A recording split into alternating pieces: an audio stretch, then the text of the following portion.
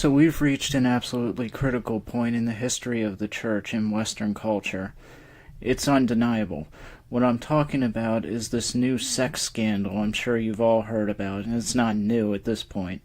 And how could you have not heard about it? It's been ruling the news waves for the past couple weeks. Virtually every podcast I listen to myself has covered every square inch of the stories. The morbid details, the grotesque abuses these priests inflicted on thousands of kids, mostly male. But this has been saturated by media attention like any other horrific scandal. And a high-ranking member of the Catholic hierarchy is claiming Pope Francis knew about this abuse, and what's worse, he knew about it all along and physically acted to protect the abusers.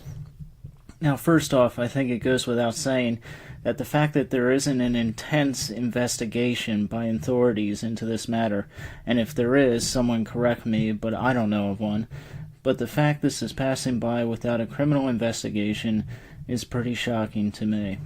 There's no good reason why federal authorities aren't rigorously investigating this. The Catholic Church doesn't hold the power that it did in the Middle Ages. It isn't immune to challenge anymore. So why aren't they investigating it? Even a brief glance over the Google news feed on these stories shows a whole slew of articles offering the possibility of state investigations. And maybe that would be best, since this country was framed on the idea of the states handling issues themselves and the federal government largely staying out of their affairs. And I agree with that, but these states need to act. This abuse, this rape of children, has been going on for many decades. It is imperative that at least the state governments rigorously investigate these claims of abuse.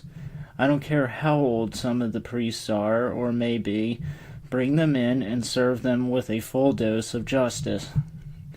Just recently, President Trump extradited a 90-year-old Nazi war criminal back to Germany, I believe, to stand trial for his crimes from some 70 years ago. We can do the same thing with these old priests. Age doesn't matter, especially not considering the horror of these crimes. Now, I don't feel the need to go into any detail over the actual abuse. The perverse descriptions themselves, you've heard many of them by now, I'm sure. As I say, the media's been all over this. But what I do want to bring out, and this isn't being talked about so much, is the danger of all Christendom, the danger that all of Christendom faces because of this. We are living in an increasingly post-Christian society, secular society. It didn't get that way by accident. People didn't only reason their way to rejecting religion and God. The church played a major role in causing people to drift away. A lot of it has happened over a gradual span of time. It's happened because we in the church become more concerned with the pleasures of this world than Christ and eternity. And I include myself in this. The church got caught up in this illusory, shallow idea of being quote-unquote relevant, and it's a horrible, useless term which means next to nothing. It has no basis in reality because it's subject to change day by day according to the dictates of a largely morally relativistic society. So instead of standing true to its core beliefs, its core values, the church has over time compromised them. Now, traditionally, the church has stood against homosexuality. Now, not so much. The Catholic Church has rampant homosexuality amongst its priests. Evangelical denominations aren't innocent either. Respect and worship has evaporated. In many churches, the idea that we are coming to worship before the Creator of the universe, the omnipotent God, the Alpha and the Omega, is gone. Now we dress like we're going to happy hour at the local bar and watching an Eagles game. The music, while I don't think certain forms are inherently wrong, still is not reverent at all. They have fog machines, light shows. They have guitar solos, and Kurt Cobain wannabes howling into the microphone, singing lyrics that sound more like bubbly Jesus is my boyfriend type of mush rather than awe at being in the presence of might and majesty. We largely don't tithe anymore. I struggle with this, and I admit it. But we don't, as a church. I've heard from many sources that tithing is at an all-time low in evangelical churches. Then there's the way we, as Christians, present ourselves as witnesses for Christ in the world. And it's not good, myself included at times. Too often we want to be what they call people pleasers. We buy into the world's concept of quote-unquote relevance. We buy into our culture's morbid praise of fame and popularity and physical beauty as these ideal achievements to strive for. In doing so, we as Christians have lost sight of eternity. This life is but a drop in the bucket, but eternity will never end. And that's something that we tend to forget all the time. And as I said, I include myself in all this, lest you think I'm morally grandstanding. But I struggle with a lot of this stuff. There's the need for acceptance that young people feel, not wanting to be called a homophobe because you believe the act of homosexual lifestyle is a fundamental sin. But we've become afraid of criticism and being shunned. And Christians in other countries like Nigeria are being killed for Christ every day, and yet most people won't even speak his name to a group of friends. So because of this, many people in America see no difference between society and the church. And if there's no real difference, what then is the point of even going? Why go to church if it's basically meaningless? Why believe in something if many of its core values are old and outdated and its own adherents barely follow them anyway? You almost can't blame the world for wanting nothing to do with the Christian church in America.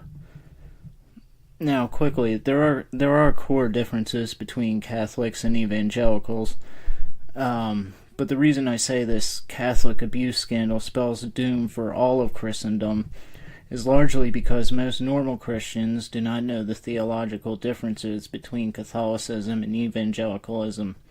They lump them all together. Protestants are looked at largely in the same way as Catholics when it comes to these abuse scandals. So, now Pope Francis is single-handedly destroying the image of the Church by how he is handling the scandal itself. Whether or not he truly tried to cover it up, I don't know.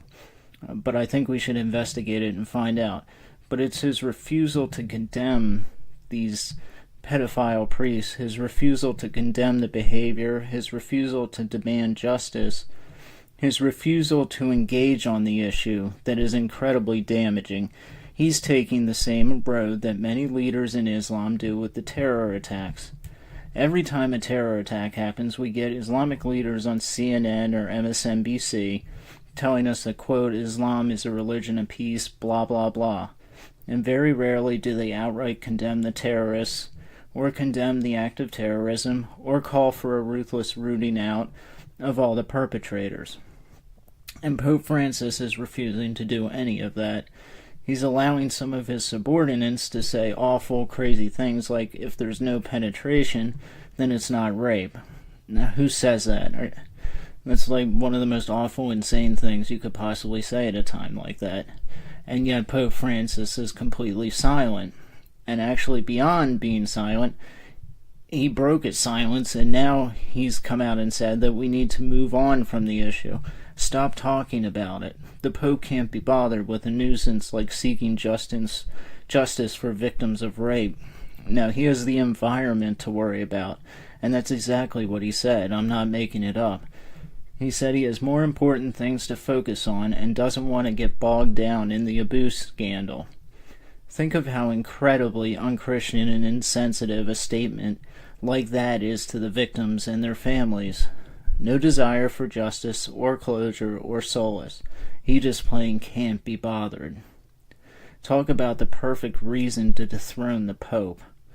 But if you combine this repugnant approach Pope Francis is taking to the abuse scandal, and you add it to the already horrid view the world has of Christendom, the increasing secularism of Western culture, and you come to the conclusion that unless real true Christians make a stand and do something to separate themselves from this false church, this fake church that is perverting the gospel, then we cannot be surprised that America turns its back on Christendom and its Judeo-Christian heritage.